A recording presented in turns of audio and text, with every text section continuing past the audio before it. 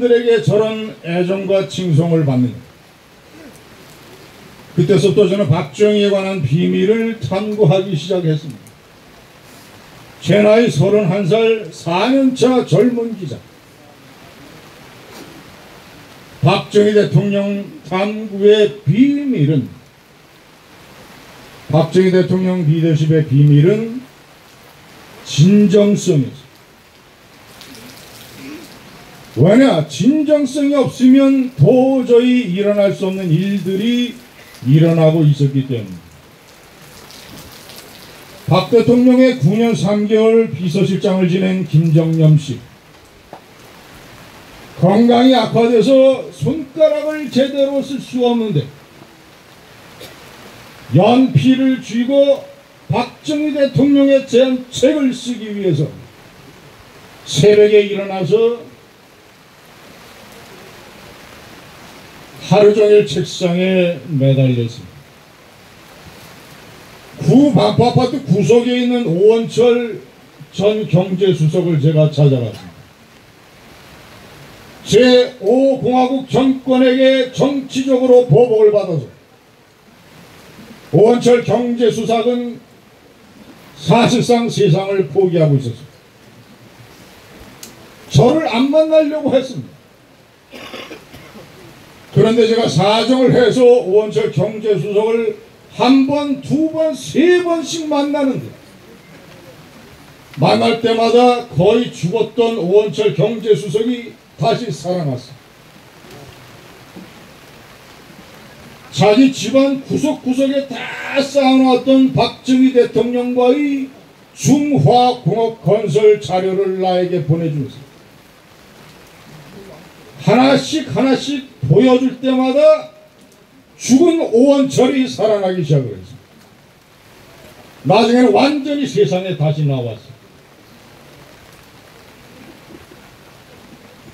이석표 비서관, 죽어서 그 사람을 직접 만날 수는 없었습니다만 발칸포라고 하는 대공포를 만들어서 최초로 성공적인 사격 실험을 하는데 유탄이 날라와서 이석표 비서관의 심장에 꽂혔습니다. 박정희 대통령의 전속 이발관, 박정희 대통령 이발을 하는데 러닝셔츠에 뚫린 구멍을 회고하면서 저 앞에서 엉엉 울었습니다. 어떻게 이런 사람들의 증언이 가능한가?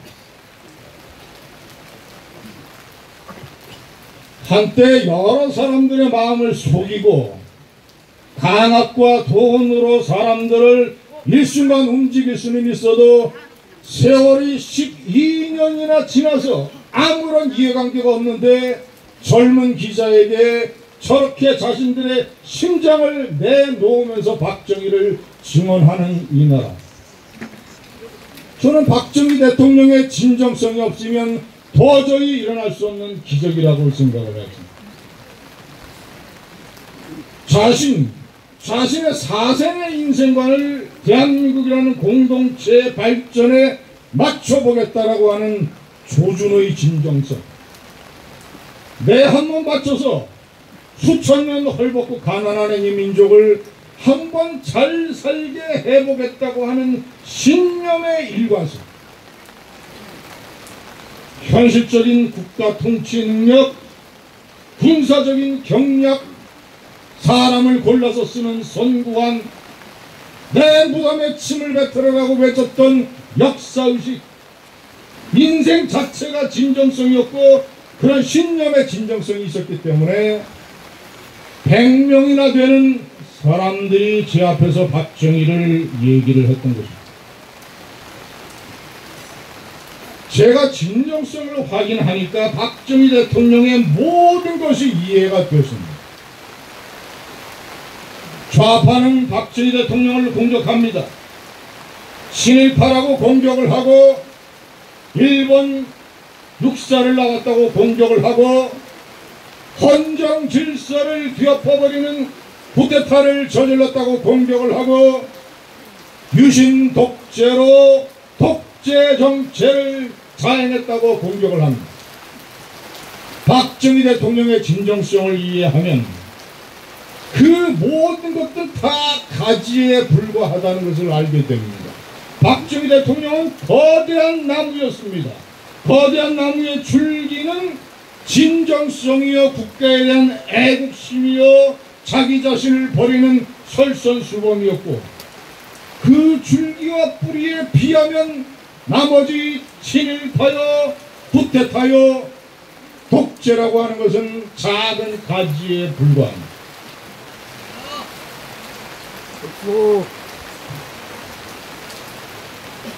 박정희 대통령이 대구 사범 시절에 금강산으로 수학여행을 가서 금강산이라는 시를 지었습니다. 금강산아, 너는 이렇게 아름답고 장엄해서 세계의 찬란한 이름을 날리는데 같은 삼천리 강산에 살고 있는 우리는 왜 이가지도 헐벗고 가난한가? 우리도 열심히 일해서 금강산도처럼 세상에 찬란한 이름을 남기겠다. 16살, 17살의 청년 박정희가 금강산을 보고 지은 시입니다. 그런 정신이 있었기 때문에 많은 사람이 비난을 해도 만주 군관학교에 가서 많은 군인의 길을 걸어야 되겠다. 군인이 돼서 이 5천년 가난에 찌들어 있는 나라 하나 살려보겠다. 많은 뜻 있는 동지들과 힘을 합쳐서 쿠데타를 해야 되겠다. 이 부정과 혼란에 사로잡힌 나라를 뒤엎어서 제대로 된 국가 한번 만들어 보겠다고 하는 운명의 쿠데타여, 애국의 쿠데타였던 것입니다. 쿠데타라고 비난하는 사람들한테 쿠데타를 부정하지 마십시오. 쿠데타였지만 애국의 쿠데타였고 운명적인 쿠데타였고 근대화 혁명으로 성공을 이룬 쿠데타였습니다.